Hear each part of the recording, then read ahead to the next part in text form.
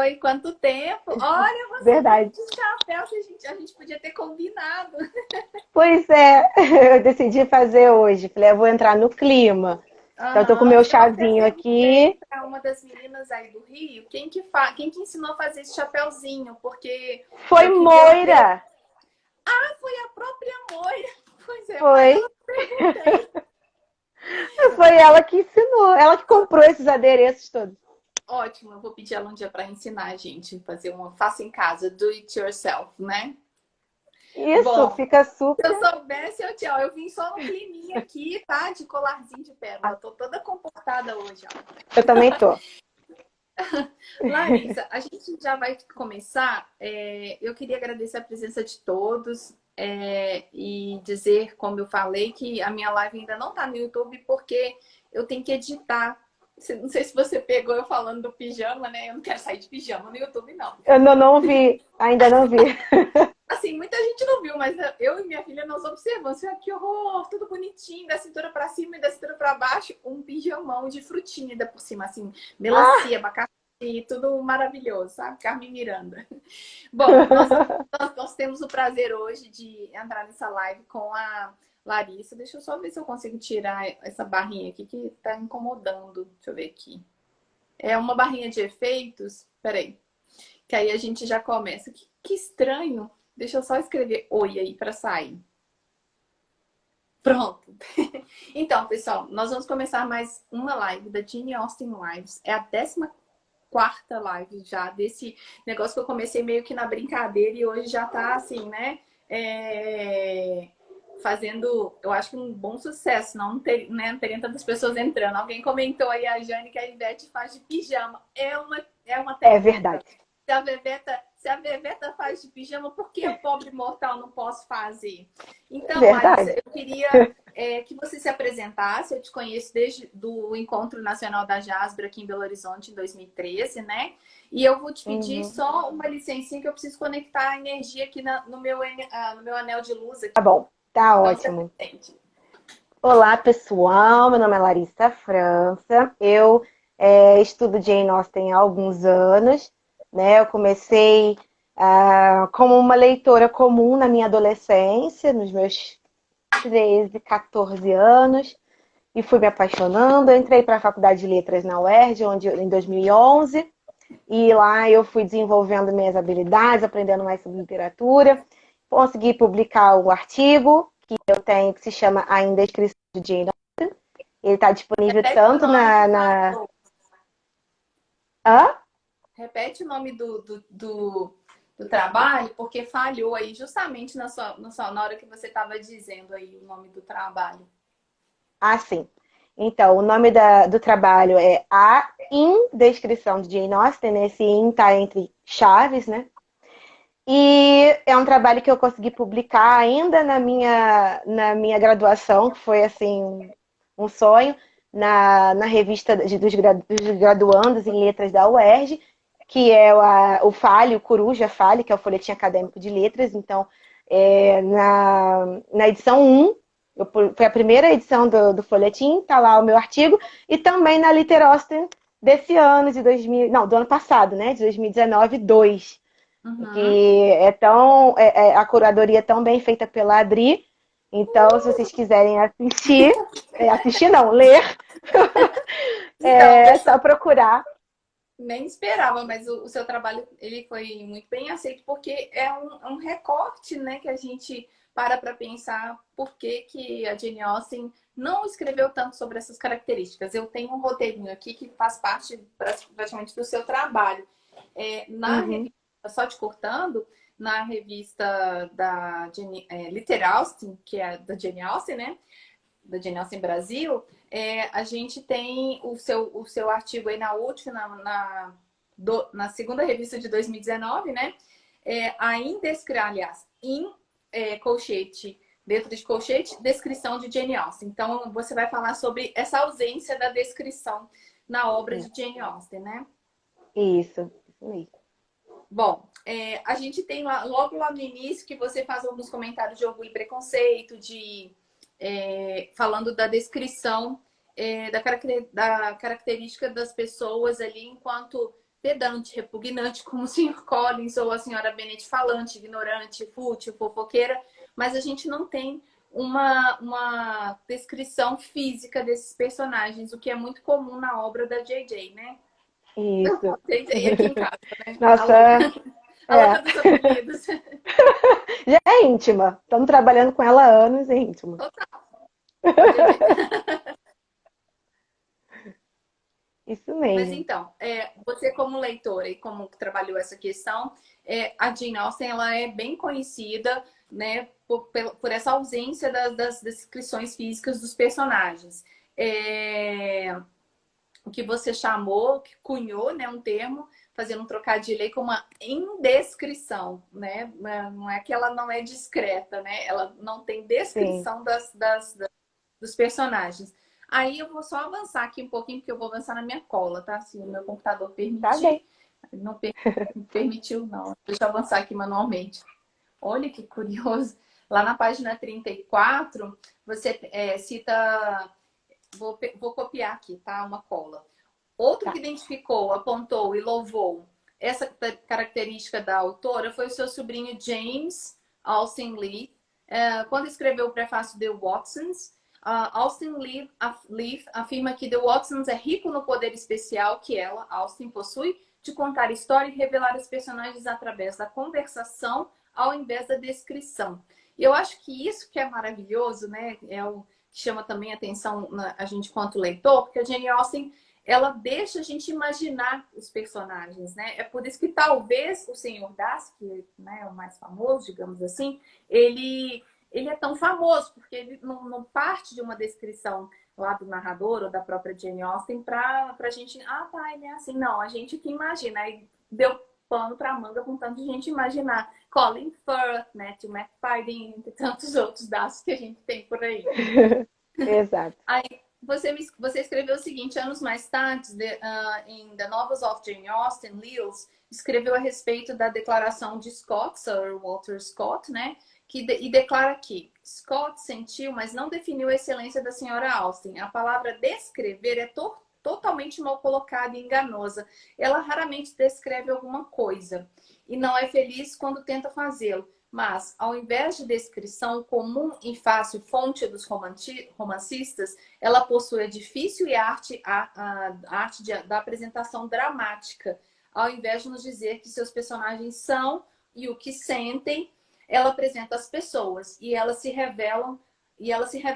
Nisso, talvez ela jamais tenha sido superada, nem mesmo pelo próprio Shakespeare. Então, olha só, olha que Resposta. responsabilidade, né? Ele É. coloca a Jane Austen superando o maior escritor de língua inglesa, né, que a gente tem notícia, e justamente porque ela faz com que a gente conheça os personagens e não a descrição física, a característica física dos personagens, né? Eu só queria Exato. chamar a atenção porque o seu texto também, eu não estou fazendo análise né, já foi aprovado, então, né, parabéns pela sua, inclusive, Nada. seu trabalho final, né? O que eu queria chamar a atenção é que tem algumas opiniões importantes de valor, né, de acadêmicos, assim, até de muitos anos atrás, 1859, é muito tempo, né? E reconhecendo já essa, como é que se diz? Não é uma característica só, mas essa riqueza também da escrita da Jane Austen. Já ia falar de JJ de novo, viu, gente? Olha o nível. No meu texto eu uso a palavra estilo, porque eu acredito que foi uma escolha de estilo da própria autora.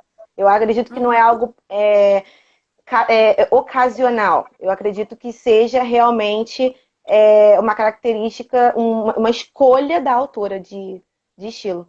Só respondendo a Kelly, que está perguntando aqui onde ela encontra o texto, né? Eu já falei antes, mas acho que a Kelly não estava.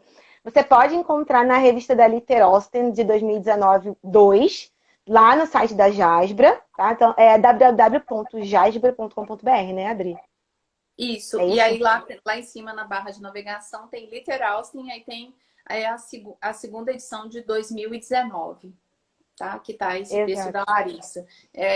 Talvez você achando também no repositório lá da revista da UERJ também seria fácil, mas tá lá, é só colocar o título, A Indescrição de Jane Austen. E também tá no blog lá, se você procurar, você encontra É. o texto da Larissa França aí. Tá facinho de achar. O que eu acho interessante, que você também trouxe para o seu trabalho, não é só apenas a sua opinião, mas você se fundamentou em pessoas que escreveram isso há muitos anos, que é o que a gente faz na academia. A gente não fala sozinho, né? A Sim. gente faz um diálogo com outros autores. Aí você falou, vamos ver se você pode nos ajudar. O que que você entende como descrição, aliás? O que que você colocou como descrição? Porque a gente tem um significado pessoal. Sim, sim. Então, eu falo um pouquinho sobre a descrição, que é o que a gente já conhece, o que a gente mais tem contato em muitas obras, né? Que é essa questão de você receber direto do narrador Uhum. fatos. Então, o narrador diz para você que aquele homem que apareceu na porta é alto, loiro, de olhos azuis e um olhar penetrante e, não sei, ele tem 1,80 m e tal. Então, em nenhum momento eu vou poder contestar essa informação. Eu não posso dizer que, mas na minha ideia, aquele homem, ele era moreno, ele tinha cabelo azul, ele tinha olho roxo. Não, não posso, né? Porque é um fato, é algo que me foi dado, me foi apresentado pelo próprio narrador, né? Então Uhum. eu não posso discutir com o narrador da história, né? Mas quando a gente tem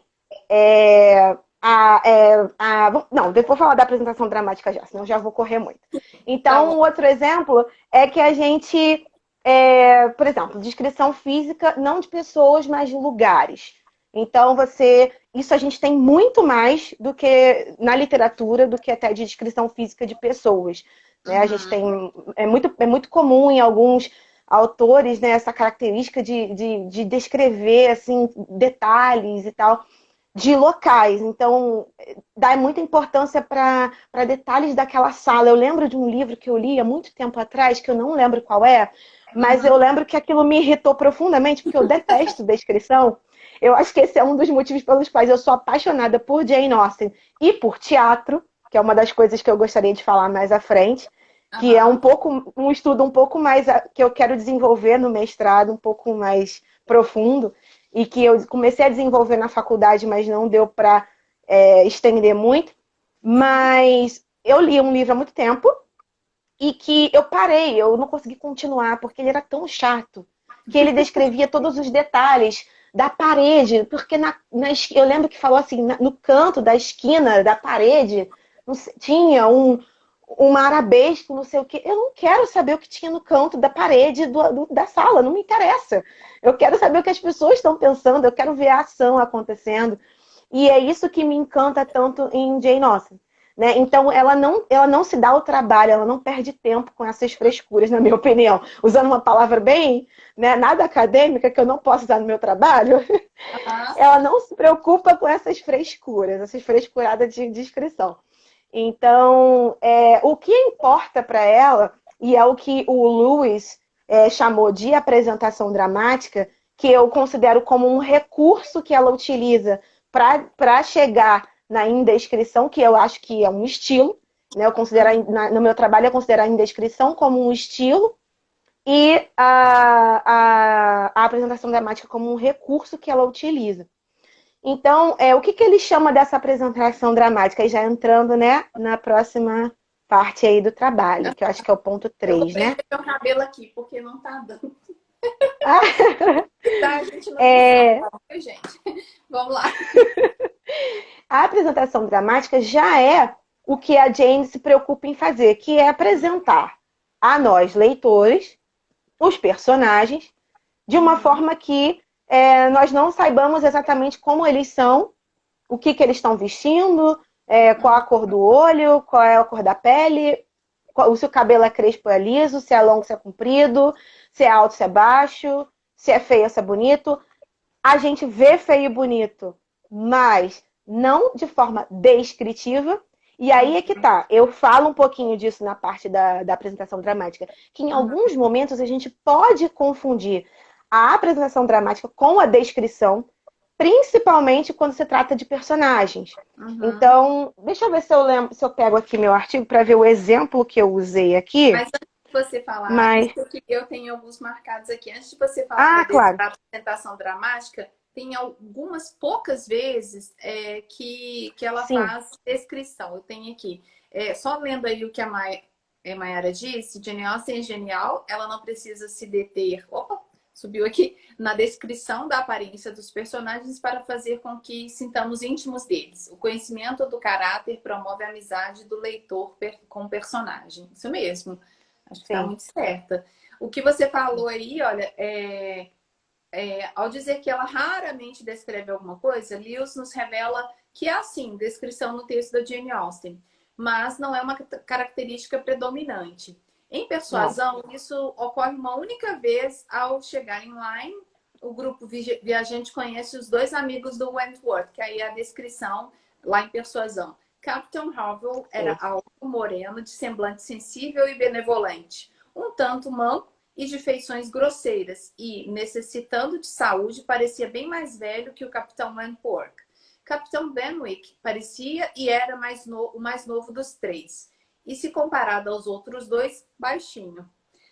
Tinha um rosto agradável e um ar melancólico, apesar de não se igualar ao Capitão Wentworth em suas maneiras, era um perfeito cavalheiro, singelo, impetuoso e prestativo. Então a gente tem essa descrição. Eu queria só, deixa eu ver se está fácil aqui, porque eu recebi isso ontem. Eu acho que é legal mostrar para vocês, se eu puder. Agora estão vendo só meu pedaço, porque não estou de pijama hoje, viu, gente? Olha só fazendo um parênteses na sua apresentação, peguei o livro errado. Que legal.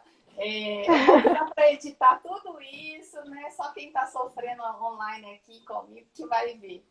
A louca colocou em outro lugar aqui. Bom, eu recebi hoje a primeira edição brasileira de Persuasão de 1971, capinha 1971, minha gente. Quase 50 anos e o livro está em perfeito estado. Caramba. Graças à senhora Laís, provavelmente ela é uma senhora, né, hoje, que era proprietária desse livro. Que E aí legal. eu até podia ter observado como é que foi essa tradução aí da Luísa Lobo em 71.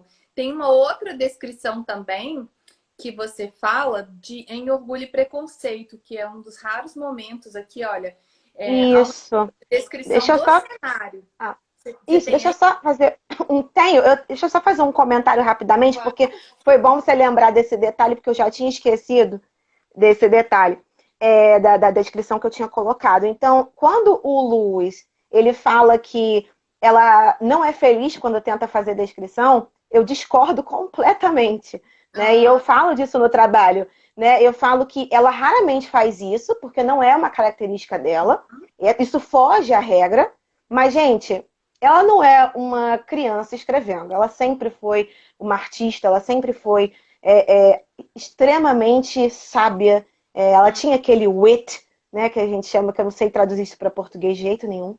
Péssima E a tradutora, ainda bem que eu não trabalho com isso. mãe? E ela é muito genial. Então, você não pode pensar que uma pessoa genial como ela vai pegar e vai fazer uma descrição no meio de um livro, uma coisa que ela não faz, uma descrição, sem propósito nenhum, só por Uhum. fazer, e Sim, que vai ser mal feita. porque Não. não é característica dela e só fazer, né? Concordo. Exatamente. Eu não aceito essa colocação. Quando eu estava estudando isso, eu lia e falava, gente, eu não aceito isso. Tá? Aham. Não é sem querer, é proposital, tem que ter um motivo. Então, estudando bem, fazendo leituras e releituras dessas duas obras, porque eu trabalhei só com essas duas, não deu para trabalhar com todas, senão eu ia ficar fazendo Uhum. uma doutorado fazendo isso, não dava. É, nessas duas obras, fazendo essa leitura, eu entendi a razão. Então, eu falo aqui, né, que nessa passagem que você leu, dessa descrição dos três capitães, né, ela fala assim, eu falo aqui assim, deixa eu achar aqui. Aqui, ó. Considerando que na trama os protagonistas Anne Elliot e Frederick Wentworth possuem uma história no passado, que durante a narrativa eles estão separados e há a possibilidade de Wentworth estar ou não interessado em Henrietta Musgrove, que existe essa questão, né? E aí o leitor fica naquela angústia, meu Deus, será que ele tá apaixonado por essa garota e não vai voltar para ela? Não, Ele pode estar. como ele pode fazer isso na Ele frente pode dela? esquecer a Anne Elliot. Assim, não! Exatamente, você não pode gostar dessa garota. Ninguém gosta dela, eu não gosto dela, você não pode gostar Agora, dela. o curioso é o leitor, talvez a leitora faça isso, acreditar que o camarada ficou 8 anos fora na estrada, no caso no mar, sem mulher, né? Olha só. Lógico. Coitado, né? Claro que não, né, Coitado. gente? Mas enfim, a gente se ilude. Comentários, mas isso Iludido. fica pro debate que vai acontecer, se tudo der certo, entre a Luciana Darcy e o Miguel Suede, que eles fazem. Como é que fala? Eles fizeram isso lá no Encontro da Jasbra ano passado, lá em Timóteo, que é como se fosse gente, o palco seria, eles fizeram uma encenação, mas seria o julgamento de Anne Elliot. Então, para saber quem está culpado aqui e tal, se é o Wentworth ou a Anne Elliot.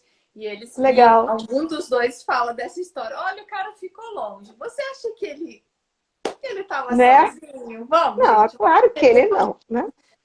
Fala sério. Mas a gente finge que ele era. É lógico, a gente finge. Então como existia essa possibilidade dele estar apaixonado ou não pela Henrietta Musgrove, era muito importante, era necessário, né? Eu digo aqui, que o narrador conquistasse a simpatia do leitor para o casal protagonista. A gente já tinha essa simpatia, mas ele queria que a gente... eu entendo que o narrador queria que a gente tivesse uma aproximação, uma simpatia, como é que se diz? Uma quedinha pelo Captain Wentworth. Quem nunca foi apaixonada pelo Captain Wentworth? Eu até bottom do Wentworth. I love. Meu Deus. Né? Pois é, gente, não tem como. Ela queria que a gente tivesse como é que se diz aquela palavra? Um abismo, não? Como é que é aquilo? Esqueci aquela... Não, em português mesmo. Quando tem penhasco. Ela queria que a gente tivesse um penhasco. Não era uma quedinha. Era um penhasco. Um penhasco.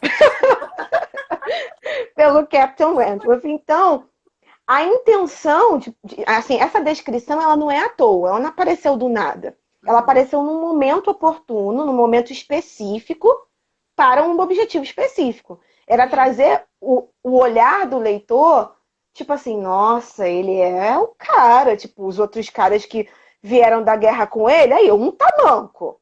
O outro bebe, enche a cara. Você é baixinho, né? Vamos lá, né? O que ela falou e assim, baixinho? Qual que era a característica, né? Pois é. E aí você vê que ela coloca aqui que apesar de não se igualar ao Captain Wentworth em suas maneiras, era um perfeito cavalheiro, sincero, tá? Não interessa se ele é sincero, se ele é um cavaleiro, ele não se iguala ao Captain Wentworth. Aí, ó, ele é muito melhor, gente. Incomparável, Wentworth. Incomparável, ele era o cara, exatamente. Muito bom, Jane Andrade, ele era o cara, exatamente. Era isso que a narradora queria que você sentisse. Para você criar esse vínculo e construir de vez esse casal. É tipo o que hoje o pessoal chama de shippar. Ela queria que você shippasse os dois. Tipo, forever. Esse é o seu chip. Você tem que fazer esse chip. Eu tô mandando você fazer. Isso acontece, né? A gente, quando ele volta, a gente... agora vamos ficar juntos, né? Exatamente. Então, essa questão da descrição aí, ela é fundamental. Esse momento, ele marca na gente aquela coisa, tipo, uou, ele é cara, né? Não é qualquer pessoa, né? Sim. Então, isso é muito importante. Até porque, se a gente voltar lá no início, não sei se foi no primeiro capítulo, eu escrevo isso aqui em algum lugar, agora não vou me lembrar, que o Sir Walter Elliot diz que ele era um ninguém, lá no início do livro. Então, tipo assim, você foi induzido a pensar que ele era só um marinheiro qualquer, que ele não tinha nenhuma qualidade, que ele era um ninguém. Um pé de chinelo, que ela era uma moça de família e que, tipo assim, era um amor de verão e que tudo bem, ele foi embora, acabou, minha filha, arruma alguém melhor pra você. Mas lá na frente, o narrador fala, não, eu vou ter que fazer uma descrição aqui, senão a galera não vai pegar. Não, talvez ela tenha sentido, não foi o suficiente. Eu acho que o pessoal não vai abraçar esse casal se eu não trouxer uma vanglória. Se eu não pegar ele, jogar ele lá em cima no pedestal e jogar os outros embaixo. E pessoas que você possa, de fato, comparar. Porque são pessoas que tiveram o mesmo destino dele. Então você pode comparar, pô, ele tá bem pra caramba, pô, que isso, né? Então eu coloquei dessa forma.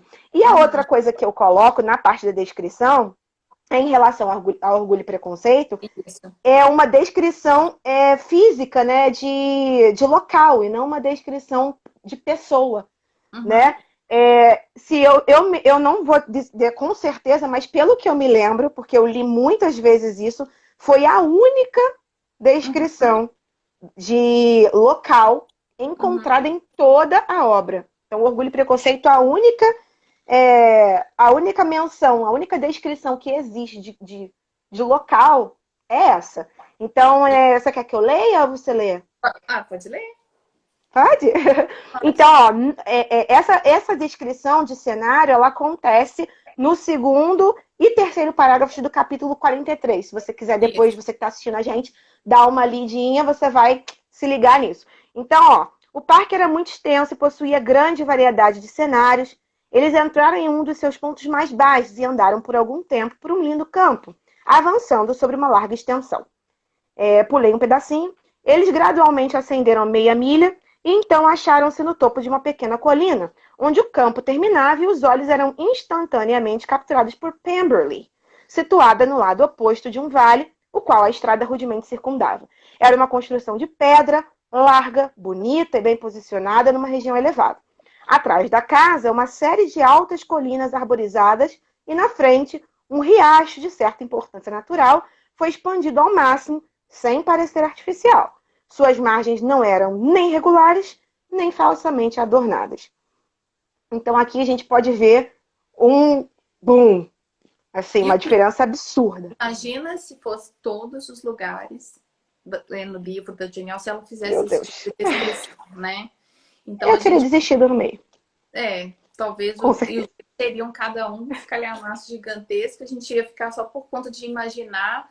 E ela faz isso com propriedade. Quando ela fala de Londres, por exemplo, ela usa pouquíssimas descrições e a gente já entende que é barulhento, que é poluída, que lá não é descanso, apesar, né, que eu acho que ela não gostava muito de Londres, assim, para poder, né, como é que fala? Ter essa propriedade para lugar falar. de férias. O que você falou? Desculpa. Não, que ela não tinha essa conhecimento todo, né, a respeito de Londres para poder dar ter essa noção. Mas eu acho que era o que corria na época do pessoal que vivia no campo, né? Porque as histórias dela são de família, se passa no local onde ela viveu, que era o countryside, né? Sim, muito mais tranquilo, muito mais light de se viver do que a Inglaterra antes e talvez até depois da era vitoriana, né? Por favor, não era uma coisa bonita, não. Aliás, não devia ser uma coisa bonita de se ver, assim. Porque a gente estava no auge da Revolução Industrial, ali, segunda leva da Revolução Industrial, então devia ser não era muito bacana. complexo. E Londres, né? Não sei se você já esteve lá. É uma cidade muito cinzenta, independentemente da estação. Não chove muito, então tem esse problema aí da gente não achar sei lá, eu gosto de Londres, né? Até gostaria de estar lá, confesso que não na pandemia, claro. Mas é uma cidade que você fala assim, não é assim, não é Bath, por exemplo, né? Que tem completamente diferente de Londres. Winchester, onde ela está sepultada, também tem uma luz maravilhosa, mesmo no inverno. Acho legal você estar aí toda lady, eu aqui passando aperto diante dessa luz aqui, desse anel de luz bem no meu rosto. Ainda bem que é de LED, não esquenta tanto. Mas fala pra gente, o que é apresentação dramática? É alguma coisa do tipo, estou morrendo? Não é. Não. Deixa eu só voltar um pouquinho para finalizar o que eu tava falando da descrição de Pemberley, né? Nada! Nada, que isso. Só para finalizar para o pessoal que está assistindo, então essa descrição de Pemberley, que essa descrição é de Pemberley, tá? Só para explicar aqui. Eu coloquei o Então óculos para ler sua citação, não vou precisar mais. é, é Pode a falar. primeira vez que Elizabeth vai a Pemberley, né? Ela nunca tinha ido. Então, quem leu vai lembrar que ela faz uma visita a Pemberley com os tios, né? E quando ela acredita que Darcy não está em casa, porque ela não quer encontrar com ele. Isso. Então, ela vai fazer essa visita junto com os tios, porque todo mundo garantiu que ele não ia estar lá, coitada, né? Ingênua. Acreditou que ele não estaria lá. E aí, quando a gente tem essa primeira entrada, quando eles entram, né? Tanto que o capítulo começa dessa forma, é a abertura do capítulo. Né? Então, isso é muito interessante, essa questão de... Ai, desculpa, o tripé. Se você, como leitor, quiser fazer esse exercício, fazer essa releitura, dá uma lida e presta muita atenção no como toda a estrutura da narrativa te conduz a pensar mal, mas muito mal, a respeito do Darcy, até o capítulo 43.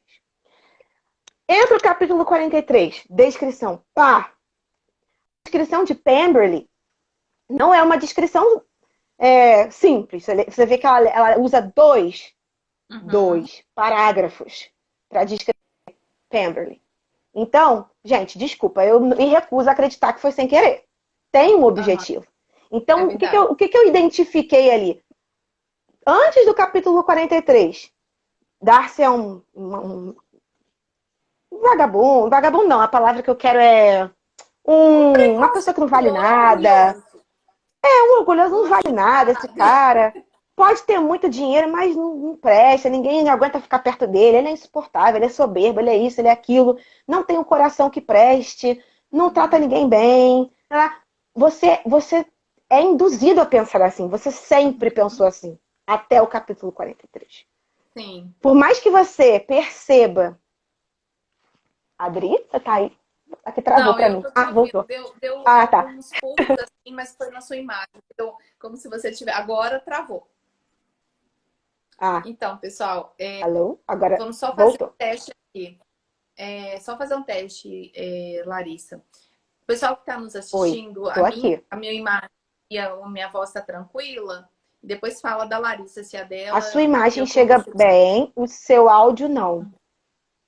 Olha, seu que áudio está estranho. robótico. É mesmo?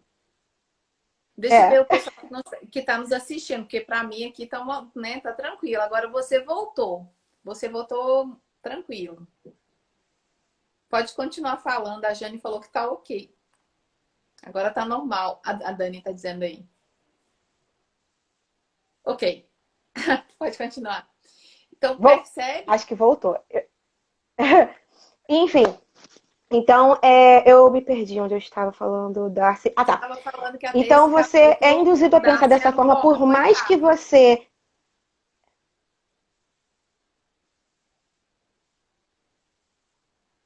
Você estava dizendo que o Darcy era um pobre tá picotando muito. Eu não te ouvi. Vocês estão me ouvindo bem? Sim? Coitado. Então eu vou continuar falando. Aí vamos ver se daqui a pouco a Adri melhora para mim. Então, por mais que a gente perceba que existe um negocinho, aquela coisa, aquela química da Elizabeth com o Darcy, você não vai com a cara dele. Desde o início, porque é proposital. Foi para você não ir com a cara dele mesmo, né? Por causa da apresentação dramática que a gente vai chegar já já. Sim. E aí, quando chega no capítulo 43, ela abre já com aquela descrição perfeita, magnânima de Pemberley. Você fica, meu Deus, que lugar maravilhoso, eu quero morar nesse lugar, que incrível. E essa é a ideia que a própria Elizabeth tem.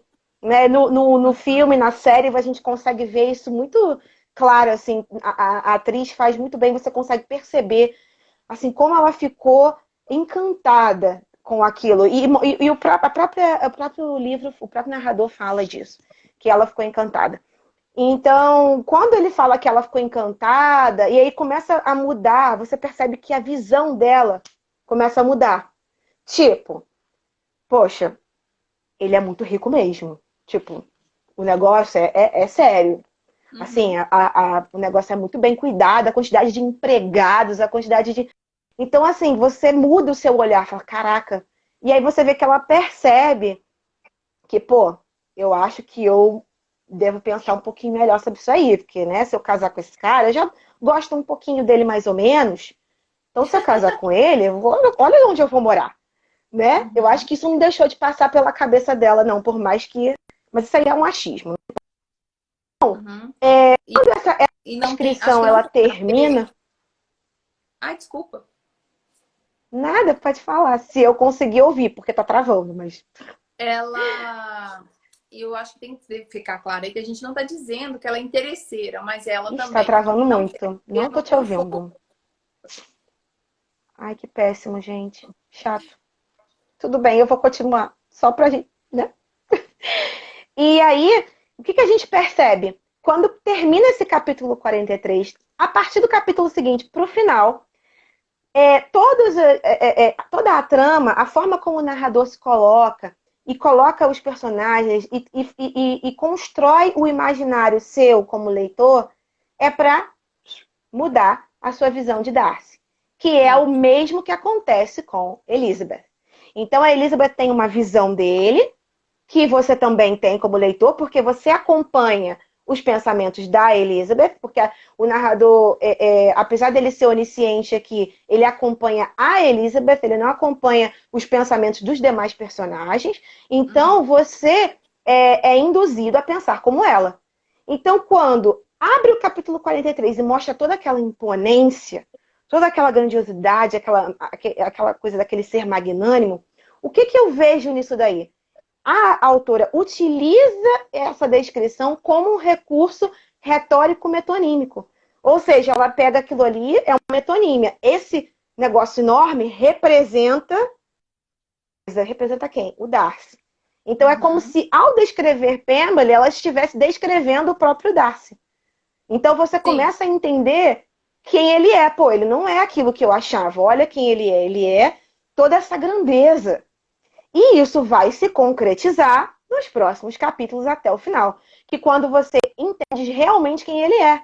Que você consegue saber uma coisa que a Elizabeth não sabe, que ele ajudou a Lídia e o maluco lá, que eu fiz o favor de esquecer o nome, graças a Deus, porque ele era louco. E sem a Elizabeth saber, sem ninguém saber, é em segredo. Então você vê,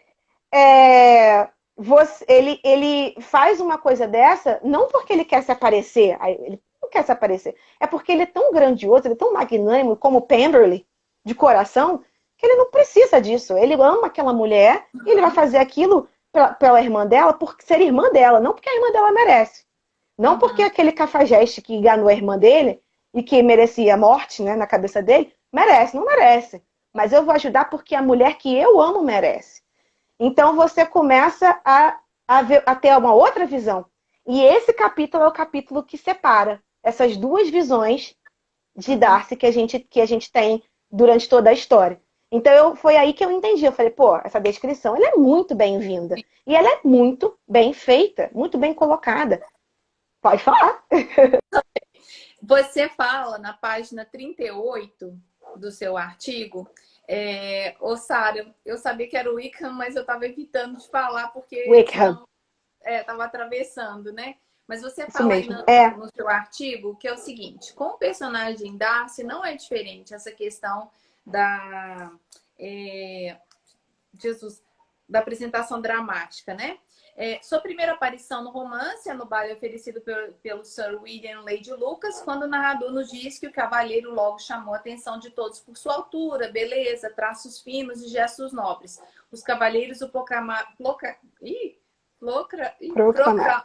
Por favor, gente, proclamaram um Proclamaram. homem fino, as damas a declararam ser mais belo que o Sr. Bingley. No entanto, ainda no mesmo parágrafo, o leitor é surpreendido com uma brusca mudança de opinião dos personagens a respeito do cavalheiro em questão e é induzido a tirar más conclusões do mesmo. É isso que você falou, até a gente passa de A, o Darcy, né? E ele foi Uhum. visto admiração até metade da noite, até suas maneiras geraram certo desgosto, que inverteu sua maré de popularidade. Perceberam que era orgulhoso, mantinha-se afastado do seu grupo e parecia impossível de ser agradado. Então, é esse momento pá, que Pemberley apresenta. Pá, agora vamos fazer um duplo twist carpado aí para mudar a sua visão do Darcy. E a gente tem que levar em consideração que é legal no sentido assim, que tá ok você, principalmente naquela época que as mulheres não trabalhavam, pensar na renda do seu futuro marido. A sobrevivência, sua sobrevivência no futuro estava ali, né? Do seu marido. Hoje também não é errado você pensar se a sua companheira ou seu companheiro trabalha para que você tenha uma estabilidade ali no seu relacionamento também, porque a falta de dinheiro estabiliza tudo, gente, não é só a falta de comida, né? O dinheiro vai ficar sem comida, enfim. Olha, engraçado que trava para você, gente, para Larissa, não é, galera?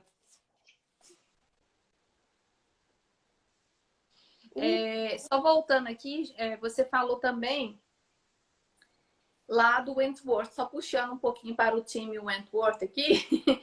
Entretanto, apenas após uma carta escrita pelo próprio Wentworth, que tá travando muito, não tô entendendo nada. Jesus. Eu acho que agora voltou. Acho que agora voltou. Ok. Você faz uma descrição também na página 38 do Wentworth, que só depois da carta que a gente consegue identificar quem ele realmente é. Por exemplo, que ele escreve a bendita da carta, né? Que não supera nenhuma carta, e aí fica esse... Hã? Aquela carta... achei que a internet já estava caindo de novo. Mas vamos lá. Ofereço-me a você outra vez com o coração ainda mais seu do que quando você quase o partiu há 8 anos e meio atrás. Não amei mais ninguém senão você. Injusto talvez fui, fraco e ressentido eu fui, nunca inconstante. Aí é tipo assim, que tipo foi esse? Né? De onde surgiu essa carta? Só pode ter surgido nas mãos de uma mulher, obviamente. Os homens que nos perdoem, mas, né, Jane Austen saiu... como é que é a música da outra cantora? Tiro, bomba? O que é? Saiu fazendo... Tiro, porrada e bomba? Mas é uma música isso? Eu nem tiro, sei. Porrada e bomba, minha filha. É só... Eu gosto de fazer gracinhas. Mas ela fez algo que é uma coisa inacreditável. Aí a gente fica na deficiência de cartas hoje em dia, porque essa já existiu e foi para Anne Elliot. Não foi para mim, por exemplo, né? Ó, #chateada. Bom, essa carta acaba. Você falou no seu trabalho que essa indescrição da Jane Austen, que é uma característica que talvez algumas pessoas sejam mais assim, ficam mais pedantes em relação a essa questão. Está travando de novo. Descrição. Não estou ouvindo. Ai, Jesus.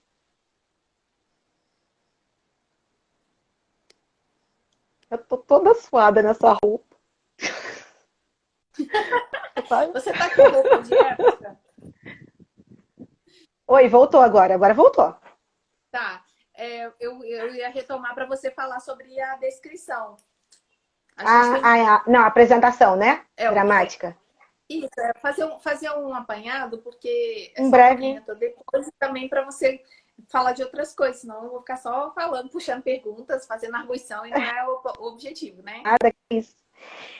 Eu gosto muito de falar sobre esse tema, porque isso para mim foi assim, algo muito revelador. Foi uma coisa que eu nunca tinha lido em lugar nenhum sobre isso na faculdade, estudando teoria da literatura, estudando tudo. E eu nunca tinha lido nenhum estudo a respeito disso.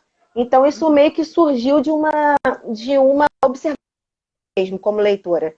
Então eu lendo, eu comecei a prestar atenção nisso e eu falei, poxa, eu vou procurar ver se mais alguém... Eu falei assim, não é possível, eu não sou um gênio, que a gente costuma se subestimar, né? Eu falei, eu não sou um gênio, eu não sou Einstein.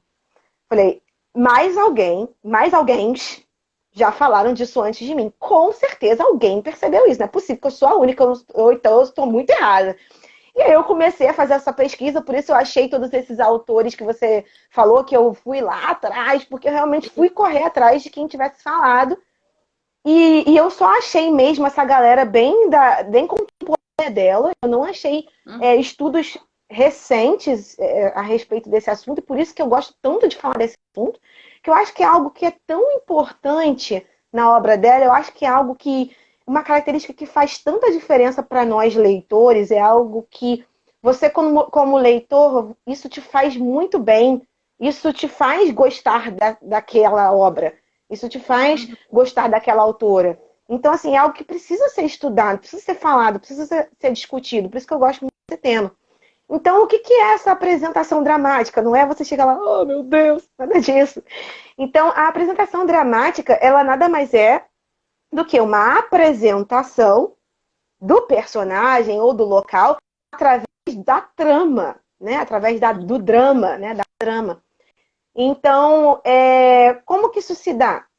Isso pode se dar através dos diálogos, o que é o mais comum em Austen, porque assim, a gente ouve dizer assim, existe uma falta de consenso em relação a como caracterizar o romance da Jane, né, da JJ, como você diz, se seria romance de costumes, se seria uma obra realista, apesar dela ser contemporânea dos românticos, né, do romantismo, a obra dela não se caracteriza como um romance romântico, está mais para um romance realista, mas apesar de ter essa questão realista e tal, você tem muito diálogo e você tem você tem finais felizes.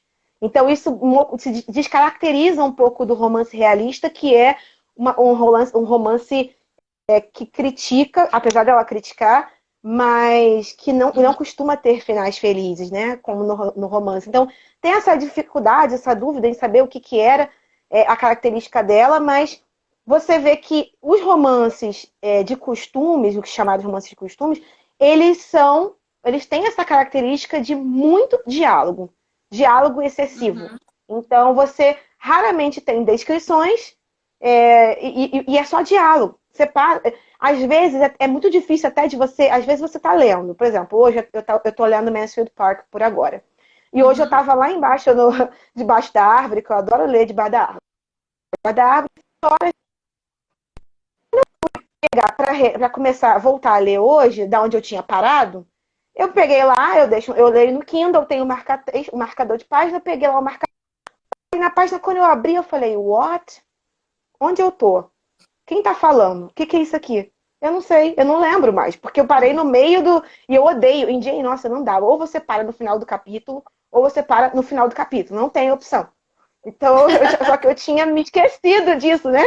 E aí eu parei no outro dia, no meio do nada, e hoje eu fui voltar e não consegui. O que eu tive que fazer? Voltar pro início do capítulo e ler tudo de novo. Por quê? Porque é só diálogo. É uma metralhadora de diálogo. Então, se você para no meio de um diálogo, quando você volta, você não sabe onde você está, né? Então, essa é uma característica muito forte nela. E é aí que ela usa a apresentação dramática. É nos diálogos. Mas, como eu falava, isso pode acontecer no diálogo ou pode acontecer também através dos pensamentos da expressão de ideias de uma ou mais personagens. Isso também acontece. Como é aquele caso que eu li, que você leu, do Darcy, né? Que quem faz essa apresentação dramática dele é o narrador. Não é um diálogo. Porque o narrador está explicando o baile, quando ele aparece pela primeira vez, só que o narrador, ele não faz uma descrição. E aí é que a apresentação dramática, o narrador, ele não está te dando fatos. O Darcy era assim, assim, assim, assim. Não. Ele chega, tá travando você pra mim, não tô te ouvindo. Ele chega no baile e o narrador apresenta para você o que os demais participantes do baile, presentes naquele salão, pensaram a respeito dele. Então, o narrador, ele tá dizendo para você, olha, as pessoas acharam isso. Aí, não dá, é o que eu falei, que você leu. no mesmo parágrafo, pula, sei lá, 3 linhas, o narrador já fala que depois todo mundo mudou de ideia. Agora ele já não era assim, ele era assado, era 8 ou 80. Uma hora ele era 8, na outra ele era 80. Ou seja, isso é apresentação dramática, isso não é uma descrição. Por quê? Isso pode... Ui, meu Deus! Isso Gente, que acontece, horror, tá? Já meu quebrei celular. meu fone de ouvido com essas coisas ao vivo, tá? Gente, Acontece uma boa. meu Quando celular. acontece, é o motociclista passando aqui da moto, com uma pizza, ou os cachorros aqui da frente, sem problema. Despencou o celular no chão, ainda bem que não quebrou, né? Gente, você vai entrar pro pegadinha do Faustão? Pegadinha não, né? Vídeo cacetado. Vídeo Cacetada do cacetado. Faustão. Então isso acontece, sabe? Essa apresentação. Uma hora é 8, outra hora é 80. E essa apresentação. Por quê? Porque o personagem, ele muda de pensamento, de ideia o tempo todo. Ele é um humano. Ele é igual a gente. Né? Então, isso aqui é muito interessante nas obras da Jane, que por essa questão da apresentação dramática, ela te permite perceber como as pessoas são humanas, como os personagens são humanos. Eu acho que isso é o mais interessante, é o que mais gera no leitor a identificação que aquela menina falou mais cedo ali no comentário, esqueci o nome dela. Ela estava comentando dessa identificação leitor-personagem. Eu acho que essa identificação ela acontece justamente quando você percebe que o personagem é igual a você. Ele é humano. Uma hora ele pensa X, na outra hora ele pensa X mais um, na outra hora ele pensa W. Tipo, A. Tipo, ao contrário, completamente oposto. Sim. Uma hora é X, da outra é A. Entendeu? Uhum. Então, assim, isso é muito, muito interessante. E isso acontece dessa forma. Então, através dos diálogos, as pessoas vão falando uma das outras, porque a gente sabe que naquela época não tinha nada para fazer, ninguém tinha o que fazer, então o negócio era fazer fofoca e falar mal dos outros. Então, você falando umas das outras, aqueles diálogos, você vai sabendo quem as pessoas são. Mas, na verdade, você não sabe. Você só realmente sabe, e aí eu falo ali, quando a própria pessoa se revela em algum Sim. momento da trama. Né? Então, até então, você é misled, né? Você é mal guiado, você é conduzido ali pelos personagens, pelo narrador, pelos diálogos, pelo que as pessoas pensavam. Você é só mais uma pessoa no meio daquela história. Você está vendo o que todo mundo vê, você está ouvindo o que todo mundo ouve, desculpa, e aí você cria na sua mente aquela imagem que todo mundo criou.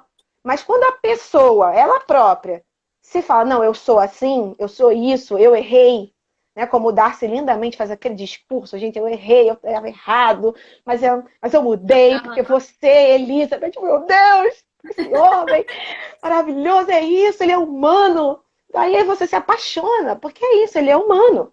Né? E aí ele se revela, ele mostra, olha, é verdade, eu fui arrogante, eu fui ensinado a ser arrogante na minha infância.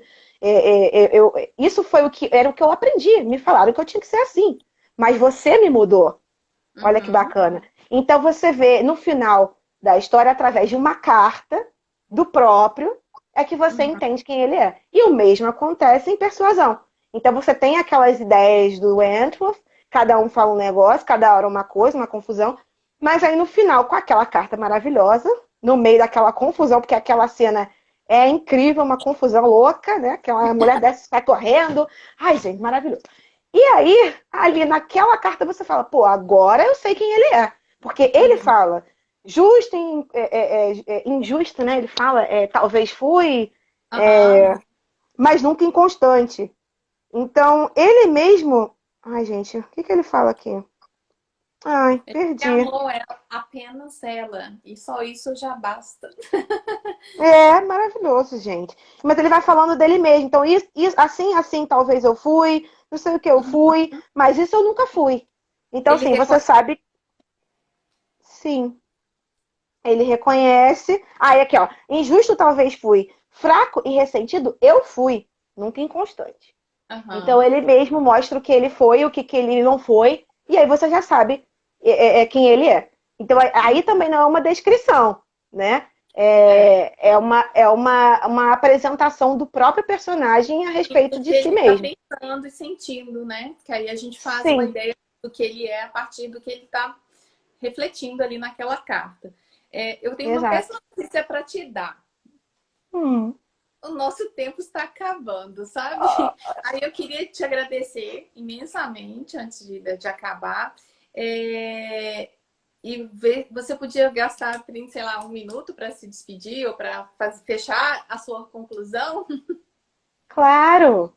Então, gente, é isso. Falei assim muito rapidamente, porque vocês veem que é um assunto muito empolgante, né? A gente quer falar muito. Esgotou? Esgotou? Claro que não, né? A gente Não, tá umas 10 horas de live aqui. exatamente. Tinha tanta coisa para falar e podemos falar. Então, eu convido vocês a lerem o artigo, se vocês se interessarem, fazerem essas visitações às obras que eu sugeri para identificar essas características que eu falei. E se vocês quiserem bater mais papo, falar mais sobre esse assunto, podem me seguir lá aqui no Instagram, que o meu Instagram é aberto, então vocês podem falar comigo pelas Ótimo. mensagens, direct message ou qualquer coisa do tipo. E eu vou adorar, porque eu amo falar sobre esse assunto e ano que vem, se Quem Deus quiser, sabe eu tô. você volta, né? Em outra Pode live, ser. né? Sabe? Porque aí eu vou tomar a palavra, porque aqui tá falando que tem 57 segundos, mas não é. Deve ser uns 30 segundos. É Tá o bom. seguinte, pessoal. Alguém falou aí do que tá lendo, que tá terminando, as juvenilhas, os textos inacabados. Eu vou fazer uma live com a professora Lenita, da USP, que traduziu a juvenilha a completa para Ai, Martim essa é Claret. linda. Essa daqui é muito bonita. É linda. Eu vou conversar com a Lenita, eu só acho que eu não tenho certeza, mas é dia 11. Mas eu quero convidar vocês para a live de segunda-feira, dia 4 às 20 horas, com a Estela Gonzalez, da Federal de São João del Rei, que estava aqui na live, não sei se ela ainda está. E ela vai falar um pouco de orgulho e um certo preconceito nas reescritas de Jane Austen. Então, ela vai